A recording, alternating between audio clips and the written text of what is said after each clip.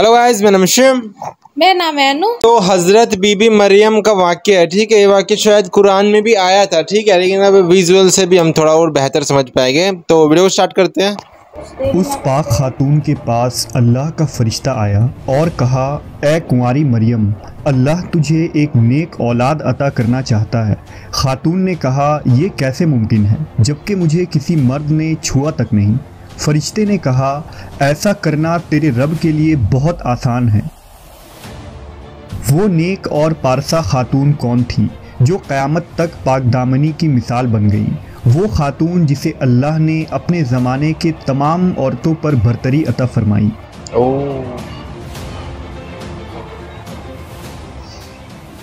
हज़रत बीबी मरियम अलैहिस्सलाम के वालिद का नाम इमरान और वालिदा का नाम हन्ना था। हज़रत इमरान हज़रत सुलेमान अलैहिस्सलाम की औलाद में से थे और उनकी अहलिया हन्ना दाऊद अलैहिस्सलाम की औलादों में से थी। हज़रत इमरान बनी इसराइल में बड़े आबिद, जाहिद और आलिम थे, इसलिए मस्जिद अक्सा की इमामत लोगों ने आपके सुपुर्द की हुई थी। हज़रत हन्ना के यहाँ औलाद न थी। एक रोज़ आपने एक दरख्त के साए में एक चिड़िया देखी जो अपने बच्चे से प्यार कर रही थी और उसे दाना खिला रही थी। ये मंजर देखकर आपका दिल भर आया और आपने बारगाह इलाही में औलाद के लिए दुआ की, लिहाजा अल्लाह ने आपकी दुआ कबूल फरमाई। हज़रत मरियम की पैदाइश से कबल आपकी वालिदा ने मन्नत मानी कि अपनी औलाद को बैतुल मुक़द्दस की खिदमत के लिए नज़र कर देंगी। बनी इसराइल के यहाँ ये रवायत था कि जो लड़का अल्लाह की नज़र कर दिया जाता था वो न शादी करता था, न दुनियावी मशागिल में दिलचस्पी लेता था, सिर्फ इबादत गाह में खिदमत करता और ख़ुद इबादत में मशगूल रहता था। लिहाजा हन्ना ने अल्लाह से बेटे के लिए दुआ की थी, लेकिन उनके यहाँ बेटे के बजाय बेटी की पैदाइश हुई। हज़रत हन्ना ने लड़की का नाम मरियम रखा। सिरियानी ज़बान में मरियम के माने खादिम के हैं। चूँकि आप मस्जिद अक्सा की खिदमत के लिए वक्फ कर दी गई थी, इसलिए यह नाम मौजू समझा गया। हज़रत मरियम की विलादत से कबल ही आपके वालिद वफ़ात पा गए, इसलिए हन्ना ने विलादत के बाद आपको एक कपड़े में लपेट कर बैतुल मुक़द्दस के उलमा के सामने पेश कर दिया ताकि वो उन्हें अपनी किफ़ालत में ले लें। जब हज़रत मरियम बैतुल मुक़द्दस में लाई गईं तो मुजाविरों के दरमियान इख्तिलाफ़ पैदा हो गया। हर कोई खुद को आपका ज़्यादा हकदार समझता था। फिर यह फ़ैसला हुआ कि मुजाविरीन वो कलम जिनसे वो तौरेत लिखते हैं पानी में छोड़ दें। जिसका कलम पानी के बहाव में बहने के बजाय उल्टा बहेगा वो मरियम की किफ़ालत का हकदार होगा। इस मुकाबले में हज़रत ज़िक्रिया अलैहिस्सलाम भी शामिल थे। उनके कलम को अल्लाह ने पानी में बहाव के उल्टे तरफ बहा दिया और वो उनकी परवरिश के हकदार हो गए। इस तरह बीबी मरियम को अल्लाह की मंशा के मुताबिक हज़रत ज़िक्रिया अलैहिस्सलाम की किफ़ालत में दे दिया गया। हज़रत ज़िक्रिया की बीवी हज़रत मरियम की खाला लगती थी, लिहाजा उनसे बढ़कर उनकी बेहतर परवरिश और कोई न कर सकता था। मतलब मौसी सलाम दूसरे बच्चों की बनिस्बत बहुत तेज़ी के साथ बढ़ती रहीं। जब आप हज़रत ज़िक्रिया अलैहिस्सलाम और अपनी खाला के घर परवरिश पाकर कुछ बड़ी हुई तो बैतुल मुक़द्दस में आपके लिए एक कमरा मखसूस कर दिया गया। यहाँ ज़िक्रिया अलैहिस्सलाम के अलावा और कोई नहीं जा सकता था। आप दिन रात अल्लाह की इबादत में मशगूल रहती। जब हज़रत ज़िक्रिया आपके पास आते तो हैरान होते, क्योंकि आपके पास बेमौसमी फल मौजूद होते। गर्मियों के फल सर्दियों के मौसम में और सर्दियों के फल गर्मियों के मौसम में आपके हुजरे में रखे होते। जब हज़रत ज़िक्रिया अलैहिस्सलाम हज़रत मरियम से पूछते कि ये फल कहाँ से आते हैं, इन्हें कौन दे जाता है, तो हज़रत मरियम फरमाती, अल्लाह के पास से। अल्लाह ने बीबी मरियम को पसंदीदा और मोमिना बंदी में शुमार किया था, जैसा कि सूरह आले इमरान में इरशाद हुआ, और जब फरिश्तों ने कहा, ए मरियम, बेशक अल्लाह ने चुन लिया है तुम्हें और खूब पाक कर दिया है और पसंद किया है तुम्हें सारे जहान की औरतों से। ए मरियम, खुलूस से इबादत करती रहो अपने रब की और सजदा और रुकू करने वालों के साथ। बीबी मरियम जिस मकसद के लिए चुनी गई थी वो अभी बाकी था। आप दिन रात अल्लाह रब्बुल इज़्ज़त की इबादत और रियादत में मशगूल रहती थी। यहाँ तक कि बनी इसराइल में ये मशहूर हो गया कि बीबी मरियम नहायत ही इबादत गुजार, पाकीज़ा और मुतक्की खातून हैं और लोग आपका बहुत इज़्ज़त और एहतराम करने लगी।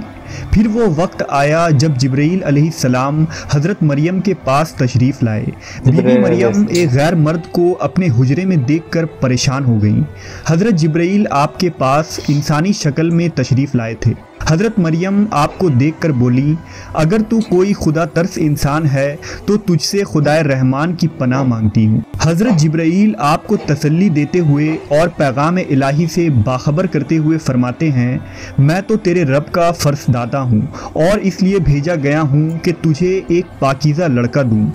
کنواری مریم حیران ہو کر فرماتی ہیں، میرے ہاں لڑکا کیسے ہوگا جبکہ مجھے کسی آدمی نے چھوا تک نہیں اور نہ میں کوئی بدکار عورت ہوں۔ حضرت جبرائیل نے کہا، ایسا ہی ہوگا، تیرا رب فرماتا ہے کہ ایسا کرنا میرے لیے بہت آسان ہے، اور ہم ایسا اس لیے کریں گے کہ اس لڑکے کو لوگوں کے لیے ایک نشانی بنائیں اور اپنی طرف سے ایک رحمت، اور یہ کام ہو کر رہنا ہے۔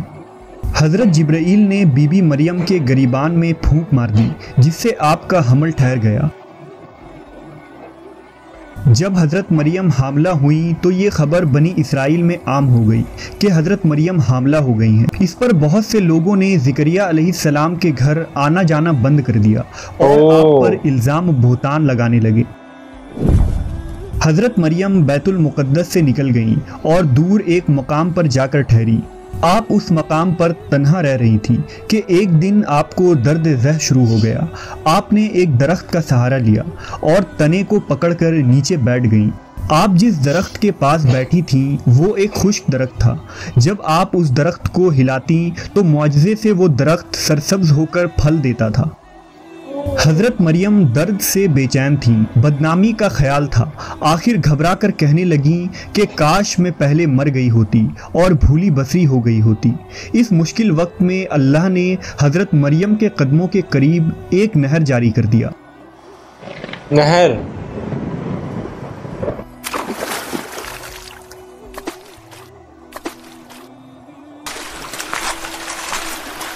اور ندا آئی کہ پانی پیو اور کھجور کھاؤ تاکہ جسم کو تقویت پہنچے، پھر اپنی اولاد کو دیکھ کر آنکھوں کو ٹھنڈک پہنچاؤ۔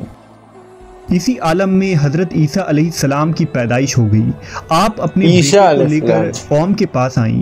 قوم کے لوگ آپ کے گود میں بچہ دیکھ کر غضبناک ہو گئے اور الزام لگانا شروع کر دیا۔ ہر طرف سے لوگ تانا دے رہے تھے، حالت زار تنگ ہو گئی۔ تب مریم علیہ السلام نے بچے کی طرف اشارہ کرتے ہوئے کہا کہ اس بچے سے بات کر لو، تمہیں تمہارے سارے سوالات کے جواب مل جائیں گے۔ سرکش لوگوں نے کہا، بھلا یہ دودھ پیتا بچہ ہمارے سوال کا جواب کیسے دے گا؟ اچانک عیسیٰ علیہ السلام نے بولنا شروع کر دیا۔ بچے نے کہا، بے شک میں اللہ کا بندہ ہوں، مجھے اس نے کتاب دی ہے اور مجھے نبی بنایا ہے اور مجھے بابرکت بنایا ہے جہاں کہیں ہوں، اور مجھے نماز اور زکوٰۃ کی وصیت کی ہے جب تک میں زندہ ہوں، اور اپنی ماں کے ساتھ نیکی کرنے والا، اور مجھے سرکش بدبخت نہیں بنایا، اور مجھ پر سلام ہے جس دن میں پیدا ہوا اور جس دن مروں گا اور جس دن زندہ کر کے اٹھایا جاؤں گا۔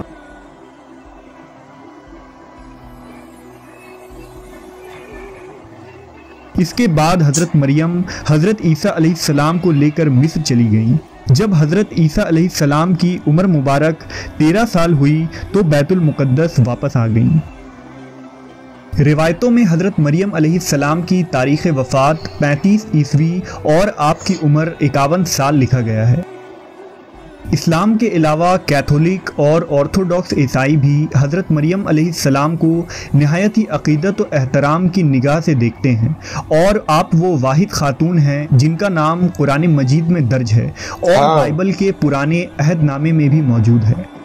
حضرت عائشہ سے روایت ہے کہ نبی صلی اللہ علیہ وسلم نے فرمایا، اللہ نے مجھے خبر دی ہے کہ جنت میں میرا نکاح مریم بنت عمران، موسیٰ کی بہن کلثوم اور فرعون کی عورت آسیہ سے ہوگا۔ جیسے کہ ہم نے یوسف علیہ السلام کی ابھی ہم سیریز دیکھ رہے تھے، ٹھیک ہے، اس میں بھی ہم نے دیکھا تھا کہ جب کوئی نہیں ملا گواہی دینے کے لیے، تب انہوں نے کہا کہ یہ بچہ میری گواہی دے گا، ہے نا، کیونکہ بچے کے منہ سے تو وہی بولیں گے۔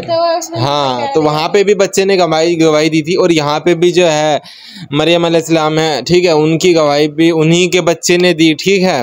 تب لوگوں کو یقین ہوا، کیونکہ ان کا ہے کون جو گواہی دے گا، ہے نا، यकीन नहीं कर रहा। कोई और भी गवाही देगा उस पर भी लोगों को शायद शक होगा कि नहीं कि ये क्यों दे रहा है ना।